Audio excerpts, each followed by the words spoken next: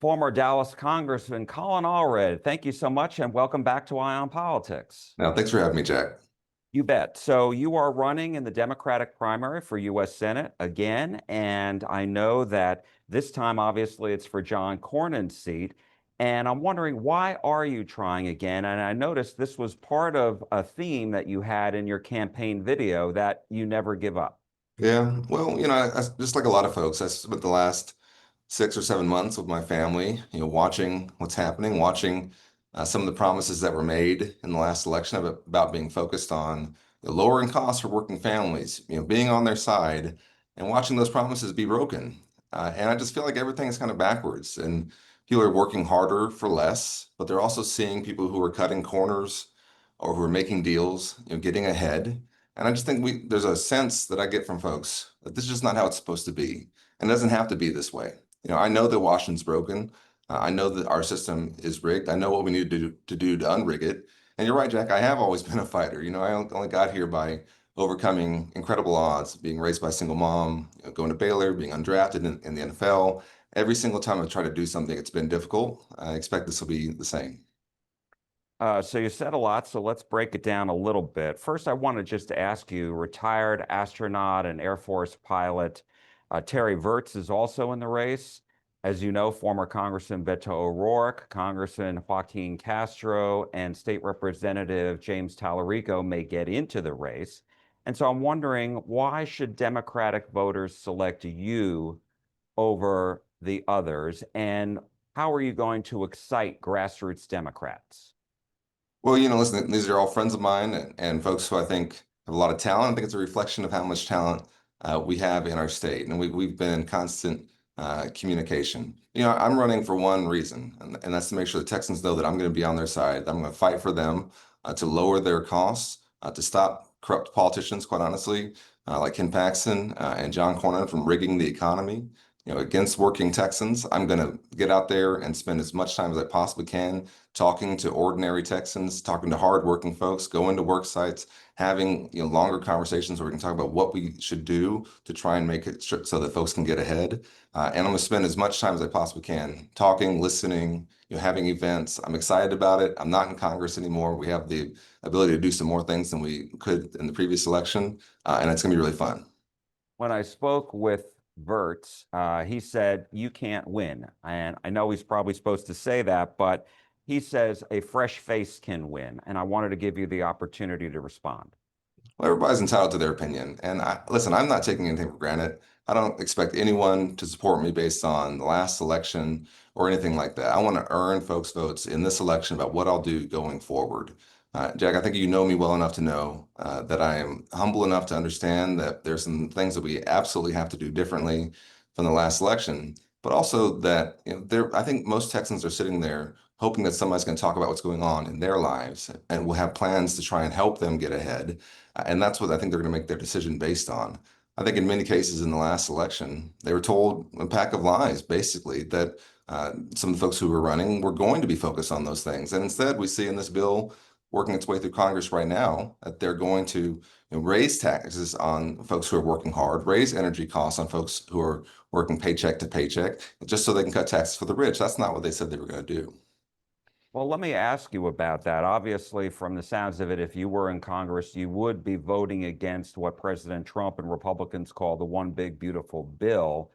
And I'm wondering, as far as I know, there are cuts to the growth of Medicaid, but they're also extending the 2017 tax cuts for everybody. And also, there would be what's in the bill is grants for states like Texas to get reimbursed for its border security efforts. So, talk to me about that. Well, listen, this is why I think there was an opportunity that they had here to maybe put together a bill that could have gotten, bipartisan support. And I certainly want to, lower taxes on the middle class and on working class Texans, and that's something I would support. But instead, it took a different route, one where, in order to pay for some of the tax cuts for the wealthiest Americans, they're kicking 1 million Texans off their health care. We already have the highest uninsured rate in the country. And even if you are insured, this is going to impact you by driving up our costs and continue to hurt our rural healthcare system that's already under so much strain. They were going to raise energy costs just for basically the purpose of saying that they don't want to support renewable energy, but it's going to end up costing you $800 more a year. We're the number one renewable energy state in the country. We're number one in wind, number two in solar. This is a big deal for us. So I think it's wrapped up in a lot of provisions that I just could not support. And I wish that John Cornyn would have used his seniority and the strength of his voice to do like Tom Tillis did and say, there are some things here that need to be changed if you want to get my vote. And I know our time is short, but I did want to ask you, obviously, we saw recently the U.S. bomb Iran, and I wanted to get your thoughts on that. And to what extent do you believe the U.S. should keep Iran from trying to rebuild its nuclear weapons program? Yeah, well, my position has always been that Iran can never possess a nuclear weapon. And that the question is, how do you go about preventing that? And I've always believed that you have to exhaust and should exhaust all diplomatic options first, both because that I think is a longer term answer, and because of the risk of creating yet another war in the Middle East, yet another global conflict that I think the American people, the Texans, do not want. And so that's where I think the biggest mistake was made. In addition to that, the Congress has to weigh in on these issues, and the Congress has to be consulted. We have a War Powers Act. We have a Constitution that says you have to come to the Congress, and there's a reason for that. It's because then you have a debate. You talk about what the outcomes could be. You talk about what the benefits could be. You talk about what the downsides could be, and the American people and Texans would hear that debate, and they'd also be more informed. That's how a democracy is supposed to work. One follow-up, and then I'll let you go, and that was, are you saying that you disagreed with the U.S. bombing? I think that we should have exhausted all of our diplomatic options first, and that the Congress should have been brought in.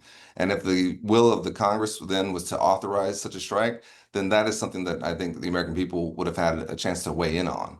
But what I do support is making sure that Iran never possesses a nuclear weapon. I think there are different ways to go about it, though, including that we should never have pulled out of the original nuclear deal, the JCPOA, as some, I don't even know what that whole acronym is for, but that previously had Iran underneath a monitoring regime that was preventing them from getting a nuclear weapon. That pulling out of that, I think, was the original sin in many ways that led to this.